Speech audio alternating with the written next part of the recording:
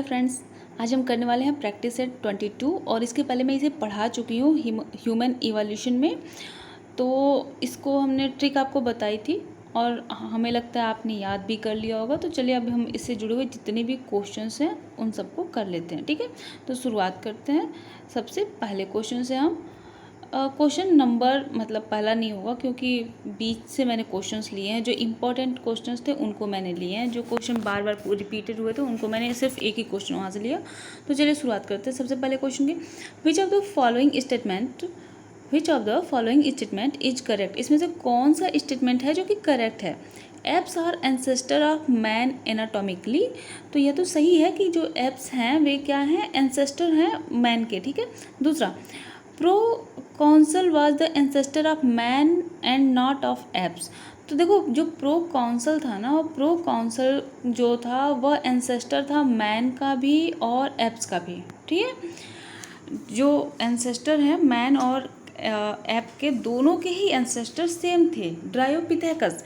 यह जो ड्रायोपिथेकस थे वही, उन्हीं को कॉमन नाम अगर कहें तो उन्हीं को प्रो कॉन्सल भी कहा जाता है। मायोसीन टाइम्स के थे, जो मायोसीन इपॉच है ना, मायोसीन इपॉच से बिलोंग करते हैं ये प्रो कॉन्सल, ठीक है। और मिडिल मायोसीन से बिलोंग करते हैं ड्रायोपिथेकस। तो इसलिए दोनों को सेम ही माना जाता है क्योंकि एक जैसे ही थे। तो ये जो प्रो कॉन्सल थे, यह जो मैन है और जो एप हैं उन दोनों के ही क्या थे, ये दोनों के ही एंसेस्टर थे, ठीक है। अगला ऑप्शन है Proconsul was perhaps the common ancestor of ape and man. तो ऑप्शन नंबर सी इसका सही होगा, option number C right answer है। अगला है क्रैनियल कैपेसिटी या प्रो कॉन्सल वाज अबाउट। जो प्रो कॉन्सल थे उनकी जो क्रैनियल कैपेसिटी थी वो कितनी थी। तो जो प्रो कॉन्सल थे ना, उनकी क्रैनियल कैपेसिटी जो थी वो 150 सीसी थी, 150। तो यहाँ पर 150 ऑप्शन में कहीं नहीं दिया है, तो ऑप्शन के जो पास में है वह 165 सीसी है। तो इसका यही सही होगा, 165 सीसी, ठीक है। अच्छा, ये एक प्रो कॉन्सल जो ये मिले थे ना, यह जो देखा गया तो सबसे ज़्यादा इनकी जो खास बात है, इनके केन्या में इनके दांत, जो दांत होते हैं ना, ये दांत इनके मिले थे केन्या में, ठीक है। 1933 के करीब इनको देखा गया था। इनका मतलब जो जीवाश्म मिला, जो फॉसिल मिला, वो उस 1933 में मिला। अगला क्वेश्चन है which of the following is the connecting link between apps and man. जो एप हैं और मैन हैं उन दोनों के बीच का कनेक्टिव लिंक क्या है। एप और मैन दोनों के बीच का कनेक्टिंग लिंक क्या है। तो देखो जो ड्रायोपिथेकस है ना, ड्रायोपिथेकस, यह कनेक्टिंग लिंक है एप और मैन दोनों के ही। कनेक्टिंग लिंक क्यों है, क्योंकि दोनों के ही एंसेस्टर सेम हैं, ठीक है। आगे बढ़ते हैं आगे। ड्रायोपिथेकस इज आल्सो कॉल्ड है। ड्रायोपिथेकस को और भी क्या कहा जाता है, तो प्रो कॉन्सल कहा जाता है ड्रायोपिथेकस को। और इसकी ट्रिक मैंने बहुत ही अच्छी ट्रिक बताई थी, तो आप अगर एक बार उस ट्रिक को देख लेंगे ना, तो फिर आपको कभी भी ये जो इनका इवोल्यूशन है, जो टाइमिंग है इनकी, और जो इनका क्रैनियल कैपेसिटी है, वो आपको हमेशा के लिए याद हो जाएगा। तो आप ज़रूर देखिएगा इसके पहले वाली वीडियो। अगला क्वेश्चन है the continent where most of the fossils of primitives man has been excavated. तो देखो सबसे ज़्यादा जो फॉसिल्स मिले हैं प्रिमिटिव्स मैन के, वे मिले हैं अफ्रीका में, ठीक है। सबसे ज़्यादा कहाँ पे मिले हैं, अफ्रीका में ही मिले हैं। अगला question, according to the fossil which discovered up to present time origin and evolution of man took place in. यहाँ पूछ रहा है अकॉर्डिंग टू द फॉसिल, जो फॉसिल्स मिले हैं जो प्रेजेंट टाइप का है, origin and evolution of man took place in, कहाँ पर इनका ओरिजिन और इवोल्यूशन माना जाएगा। मतलब जो जहाँ से इतने जो फॉसिल्स मिले उसके आधार पर पूछ रहा है कि जो इवोल्यूशन है मैन का वह कहाँ से उसका आधार माना जाए। तो अफ्रीका सबसे ज़्यादा अगर कहीं मिला है तो अफ्रीका कॉन्टिनेंट में ही मिले हैं, तो इसलिए आधार माना जाता है कि जो सबसे पहले एंसेस्टर थे वे कहाँ पे थे, सबसे ज़्यादा जो जीव हुए वे कहाँ पे हुए, अफ्रीका में हुए। अगला question, which of the following changes of for man in the course of evolution is probably useless. यह पूछा जा रहा है कि कौन सा ऐसा जो चेंज हुआ ह्यूमन में वह यूजलेस है। मतलब इवोल्यूशन इज प्रोबेबली यूजलेस, जो चेंजिंग तो हुई है उसमें लेकिन उस चेंज का कोई मतलब नहीं है। तो लॉस ऑफ टेल, जो टेल का लॉस हुआ, ठीक है, उसका वह यूजलेस है, उसका कोई भी ज़रूरत नहीं है, लेकिन बाकी सब देखो, डेवलपमेंट ऑफ बीइंग इरेक्ट, इसका फ़ायदा है। इरेक्ट मतलब कि अब सीधा चलता है ना इंसान। डेवलपमेंट ऑफ क्रैनियल कैपेसिटी, सोचने समझने की क्षमता बढ़ गई, बुद्धि का विकास हुआ। डेवलपमेंट ऑफ अपोजेबल थंब, जो अपोजेबल थंब है जिसकी वजह से हम 90 डिग्री का जो एंगल बनता है ना हमारी अंगुलियों और अंगूठे के बीच में, इसकी वजह से हम किसी भी चीज़ को आसानी से पकड़ सकते हैं, हाथों में उठा सकते हैं, तो यह हमारे लिए बहुत ही बेनिफिशियल है। लेकिन लॉस ऑफ टेल का कुछ भी मतलब असर हम पे नहीं हुआ, ठीक है, यूजलेस है। अगला क्वेश्चन है the oldness of history of man on the earth surface. जो ओल्डनेस पूछी जा रही है कि जो मैन आया धरती पर, जो मैन का जो सबसे पुराना समय था वो कौन था, मतलब कि पूछा जा रहा है किस समय पर आया था मानव पृथ्वी पर, यह पूछने की कोशिश। तो 1 लाख साल हो गए मानव को आए हुए, मतलब बहुत ही नया है मानव, बहुत पुराना नहीं है, बहुत नया है मानव। तो अभी उसको सिर्फ 1 लाख साल ही हुए हैं मानव को इस धरती पे आए हुए। अगला question, one of the man's greatest achievement was to, man की जो ग्रेटेस्ट अचीवमेंट है वह क्या है। तो देखो हमारी जो सबसे ख़ास बात है जो किसी भी जानवर में नहीं है, वह है कि हम जो साउंड है ना उसको हमने वर्ड में कन्वर्ट कर लिया। क्या किया, साउंड को वर्ड में कन्वर्ट कर लिया। बाकी जो बंदर हैं, जो कपी हैं, वे आवाज़ तो वे भी निकालते हैं, साउंड तो वे भी निकालते हैं, कोई भी जानवर, हर जानवर आवाज़ निकालता है, साउंड निकालता है, लेकिन उनके पास शब्द नहीं होते हैं, एक ही जैसी आवाज़ सुनाई देती है, आप उनमें डिफ्रेंशिएट नहीं कर सकते। लेकिन हमारे पास यानी ह्यूमन के पास क्या है, वर्ड्स हैं, ठीक है। आगे बढ़ते हैं, which of the following is the most primitive ancestor of man, इसमें से मोस्ट प्रिमिटिव एंसेस्टर कौन है मैन का। तो देखो अगर हम कहें तो सबसे पहले जो हमने आपको बताया था वह क्या था कि ड्राई एरिया में शिव की पूजा करने के लिए राम, ठीक है, ड्राई एरिया में शिव की पूजा करने के लिए राम कहाँ गए, ऑस्ट्रेलिया जाने लगे। तो यहाँ पर राम गए, यहाँ पर अब यहाँ पर कहीं भी ड्राई एरिया नहीं दिया हुआ है, ना ही शिवा दिया हुआ है, तो ड्रायोपिथेकस और शिवापिथेकस तो दिया नहीं है, तो फिर उसके बाद कौन सा है, रामापिथेकस है। तो सबसे जो पुराना प्रिमिटिव एंसेस्टर है वो कौन है, रामापिथेकस है, ठीक है। आप अगर वो देख लोगे ना एक बार उसको तो आप ईजिली समझ जाओगे, मतलब पुरानी वाली जो वीडियो है, इसके पहले वाली वीडियो जिसमें मैंने इसकी थ्योरी समझाई है, ट्रिक है, अगर उस ट्रिक को आप समझ लेते हो तो फिर आप कभी नहीं भूल सकते हो इनके टाइम पीरियड को। अगला, the ancestor of man whose fossil were found in Shivalik hills, Shivalik hills जो हैं, जो भारत की शिवालिक श्रेणी है, वहाँ पर अरावली में जो शिवालिक श्रेणी है वहाँ पर जो फॉसिल्स मिले वे फॉसिल्स किसके थे। तो देखो जो फॉसिल्स मिले ना वे रामापिथेकस के थे। जिस मानव के जो एंसेस्टर के फॉसिल्स मिले उनका नाम रामापिथेकस इसी वजह से रखा गया, लॉर्ड रामा के नाम पे इनका नाम रखा गया, ठीक है। अगला question, which one of the following ancestor of man first time showed by pedal movement, यहाँ पे पूछा जा रहा है किस एंसेस्टर ने, मानव के किस एंसेस्टर ने यानी किस पूर्वज ने सबसे पहले बाई पेडल मूवमेंट किया था, मतलब कि सबसे पहले 2 पैरों पर कौन चला था। पहले कैसे क्या था, सब चारों पैरों पे चलते थे ना, दोनों हाथ और पैर सबका यूज करते थे। बाद में इन्होंने क्या किया, हाथों सिर्फ पैरों पे चलना शुरू किया और हाथों को फ्री छोड़ दिया। तो वही पूछ रहा है, उसी को कहते हैं बाई पेडल मूवमेंट। तो इसके पहले क्या थे, टेट्रापॉड थे, ठीक है। तो बाई पेडल मूवमेंट जो शुरू किया वो किसने शुरू किया था, तो ऑस्ट्रेलोपिथेकस जो है यहाँ से शुरुआत हुई सीधे खड़े होकर चलने की, ठीक है। यहाँ से ऑस्ट्रेलोपिथेकस से शुरुआत हुई थी सीधे खड़े होकर चलने की। अगला क्वेश्चन है, which of the following is the most primitive ancestor of man, यह इसमें जो दिया हुआ है ऑप्शन में उसमें से पूछ रहा है कि कौन मोस्ट प्रिमिटिव एंसेस्टर है। तो जावा, निएंडरथल, होमो हैबिलिस और ऑस्ट्रेलोपिथेकस, ठीक है। इसमें 4 ऑप्शन दिए हैं। अच्छा, होमो हैबिलिस जो है, ठीक है, और जावा और निएंडरथल ये तो नए हैं, तो इसमें से पुराना कौन है, तो सबसे पुराना कौन है, ऑस्ट्रेलोपिथेकस है, ठीक है। सबसे पुराना कौन है, ऑस्ट्रेलोपिथेकस है। ऑस्ट्रेलोपिथेकस के बाद कौन सा है, अगर आपने वो वीडियो देखा होगा तो आपको पता होगा कि ऑस्ट्रेलोपिथेकस के बाद कौन है। तो देखो हैबिलिस है, ऑस्ट्रेलोपिथेकस उसके बाद हैबिलिस।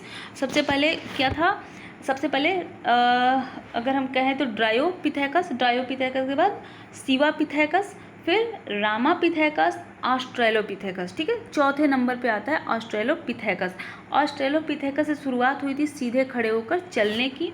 उसके बाद आया होमो हैबिलिस।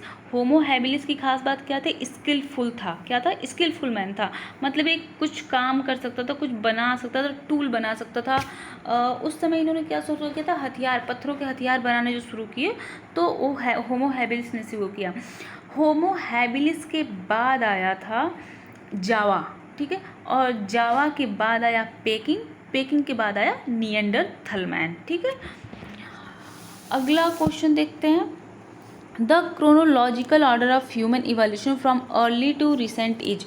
यहाँ पे क्रोनोलॉजिकल ऑर्डर पूछ रहा है बीते हुए समय से अब के समय तक का।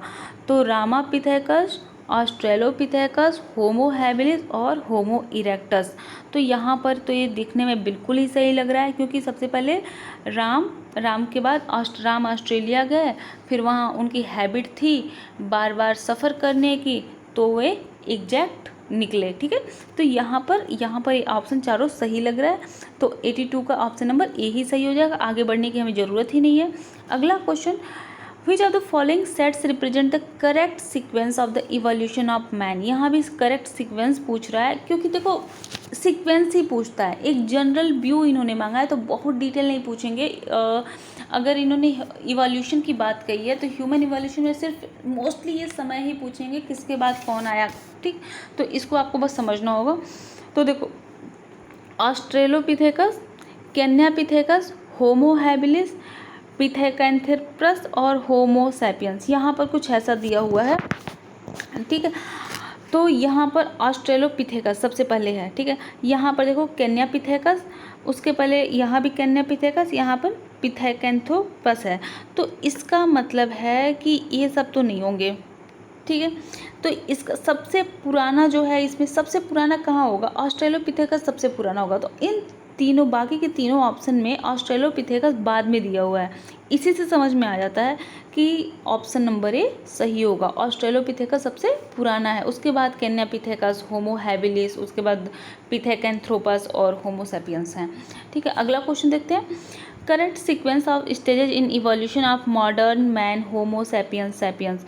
जो करेक्ट सीक्वेंस पूछ रहा है स्टेज की इवोल्यूशन की, कि जहाँ से होमो सैपियंस, सैपियंस तक पहुँचे वे लोग, ठीक है। तो यहाँ पर देखो, ऑस्ट्रेलोपिथेकस, ऑस्ट्रेलोपिथेकस के बाद निएंडरथल, निएंडरथल के बाद क्रो-मैग्नॉन और उसके बाद होमो इरेक्टस एंड मॉडर्न मैन। तो यहाँ पर गलती इन्होंने किया कि, क्योंकि देखो जो होमो सैपियंस, सैपियंस है ना, उसके जस्ट पहले हैं क्रो-मैग्नॉन, ठीक है।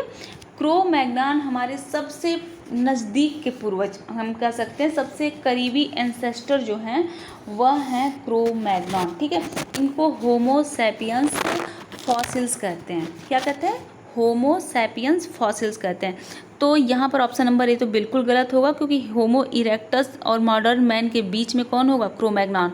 तो और देख लेते हैं, अब अगला ऑप्शन है ऑस्ट्रेलोपिथेकस, होमो इरेक्टस, निएंडरथल मैन और क्रो-मैग्नॉन एंड मॉडर्न मैन, ठीक है। तो 84 का ऑप्शन नंबर 20 सही हो जाएगा, क्योंकि सबसे पुराना तो ऑस्ट्रेलोपिथेकस है। ऑस्ट्रेलोपिथेकस के बाद होमो इरेक्टस है, जब इंसान खड़ा होकर चलना शुरू कर दिया था, ठीक है। उसके बाद निएंडरथल है, उसके बाद क्रो-मैग्नॉन और उसके बाद मॉडर्न मैन है। अगला क्वेश्चन देखते हैं, correct sequence of stages in evolution of modern man. इसे फिर से करेक्ट सीक्वेंस पूछ रहा है, तो देखते हैं। पहला ऑप्शन है होमो इरेक्टस, उसके बाद है ऑस्ट्रेलोपिथेकस, इसका मतलब एक गलत है, ठीक है। दूसरा ऑप्शन ऑस्ट्रेलोपिथेकस और उसके बाद है निएंडरथल, फिर क्रो-मैग्नॉन और फिर होमो इरेक्टस, ऑप्शन गलत। सीधे समझ में आ गया ना, अगर मॉडर्न मैन की बात करेगा तो उसके जस्ट पहले क्या होगा? क्रो-मैग्नॉन होगा, ठीक है। क्रो-मैग्नॉन और उसके जस्ट बाद होमो सैपियंस, सैपियंस, ठीक है। उसके बाद Australopithecus, homo erectus, Neanderthal, crow-Magnon and modern man. तो यह वाला बिल्कुल सही है, ऑप्शन नंबर सी इसका सही आंसर होगा। समझ में आ गया आपको? सबसे पुराना कौन सा है? ऑस्ट्रेलोपिथेकस। यहाँ के जो ऑप्शन में सबसे पुराना कौन सा है? ऑस्ट्रेलोपिथेकस। इसके पहले कौन था? रामापिथेकस, ठीक है। रामापिथेकस के पहले शिवापिथेकस, शिवापिथेकस के पहले कौन सा? ड्रायोपिथेकस, ठीक है। तो यहाँ पर ऑस्ट्रेलोपिथेकस, फिर होमो इरेक्टस, फिर निएंडरथल, फिर क्रोमैग्नॉन। क्रोमैग्नॉन को क्या कहते हैं? होमो सैपियंस फॉसिल्स, और मॉडर्न मैन को होमो सैपियंस सैपियंस, ठीक है। अगला question, the zoological name of modern man. Modern man का जूलॉजिकल नेम क्या है? तो देखो, वैसे मैन का जो नेम है वो तो है होमो सैपियंस सैपियंस, लेकिन ऑप्शन में यहाँ पर होमो सैपियंस सैपियंस नहीं दिया है, तो सिर्फ ऑप्शन नंबर ए सही होगा, ठीक है। अगला, पैलियोलिथिक एज रिलेटेड टू। यहाँ पर पूछ रहा है पैलियोलिथिक एज किससे रिलेट करती है? तो देखो, पैलियोलिथिक का मतलब क्या है? पूरा पाषाण काल। पूरा पाषाण काल के मनुष्य कैसे थे? तो देखो, पूरा पाषाण काल के मनुष्य कैसे थे? वे क्या करने लगे थे? स्टोन बनाने लगे थे ना, मतलब स्टोन नहीं, स्टोन से टूल्स बनाने लगे थे, ठीक है। उनके पास क्या थे? बड़े बड़े पत्थरों के हथियार बनाने उन्होंने शुरू कर दिए थे पूरा पाषाण काल में, ठीक है। और उसके बाद क्या हुआ था? पूरा पाषाण काल आया था, फिर मध्य पाषाण काल यानी मीजोलिथिक एज आया था। इसमें उन्होंने क्या किया था? ह्यूमन एनिमल हस्बेंड्री पशुपालन उन्होंने शुरू कर दिया था। तो सबसे पहले अगर पैलियोलिथिक एज की बात करें तो यहाँ पर शुरुआत किसकी हो गई थी? शिकार उसने शुरू किया था, ठीक है। शिकार करता था, और शिकार के लिए क्या करता था वह? ओमनीवोर्स हो गया था ना यहाँ पर। यहाँ के जो जीव थे वो क्या थे? मतलब जो मानव यहाँ पर था, पैलियोलिथिक मानव कैसा था? ओमनीवोर्स था, तो इसीलिए तो उसको शिकार करना पड़ता था। तो शिकार करने के लिए उसने बड़े बड़े पत्थरों के हथियार बनाने शुरू कर दिए। उसके बाद आया मीजोलिथिक एज। मीजोलिथिक एज में उसने जानवरों को पालना शुरू कर दिया। उसके बाद आया नियोलिथिक एज। नियोलिथिक एज में उसने खेती शुरू कर दी थी, और उसको कपड़ों का थोड़ा बहुत ज्ञान हो गया था, ठीक है। उसके बाद ब्रोंज और आयरन एज आए थे, ठीक है। तो यहाँ पर पूछ रहा है कि पैलियोलिथिक एज रिलेट करिए किस मानव से? किस मानव से यह पैलियोलिथिक एज रिलेट कर रही है? तो जाहिर सी बात है, जब काम करना उसने शुरू कर दिया तो वो कौन सा मानव होगा? मॉडर्न मैन, ठीक है। तो पैलियोलिथिक एज में कौन आ गया था? क्रोमैग्नॉन बीत चुका था, मॉडर्न मानव आ चुका था, मॉडर्न मैन मानव जो भी कहो।